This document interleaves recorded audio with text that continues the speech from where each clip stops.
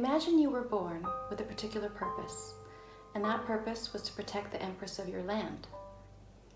Because of this, you were given special powers, and you attend an academy that trains you in these powers to best serve the Empress's army. What would you do then if the government suddenly deemed your powers illegal, abolished the academy, and arrested all of its students? This is the dilemma that Mayara faces in Crimson Mage. The story takes place a bit in the future, not too far off, but some technological advances have been made, and all of Asia has been united into one nation. This nation, though it has a government that runs state affairs, is ruled by an empire, the head of which is an empress referred to as the Lotus.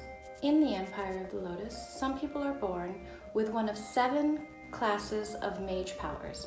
These powers are rooted from the chakras, the complexes of electromagnetic energy fields within the body and mind. Mayara is the Crimson Mage, which is connected with the root chakra. She has powers associated with stability, balance, security, earth, and survival. So she's very down to earth and thinks critically. And survival, not only hers, but of the whole human race, is something that is first and foremost on her mind. The Lotus is a reincarnated goddess, a being originating centuries ago, who is always born again and accepted as the ruler of the empire. Well, in Mayara's time, the empire has awaited the rebirth of the new Lotus, but she hasn't appeared. The government, which has always been fearful of the powers the mage army possesses, takes the opportunity to disband not only the school, but the empire itself, stating that mages are dangerous, and their powers are a threat and therefore illegal.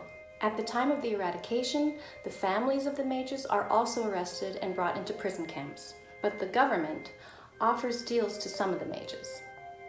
If the mages work for them and agree to have a blocking chip injected, this is a device that sends shockwaves of pain into the mages if they use their powers, the government promises to keep their families safe within the prison walls. Those who don't agree are locked up with their families and don't get the best treatment. So Mayara takes the deal. She works for the government for years, giving up hope for the empire, but determined to make sure her family survives. But then she gets a message from her guru trainer at the academy. She hadn't heard from her since the eradication. Her guru sends her a message asking her to meet her at a secret location and divulges that the Lotus is in danger.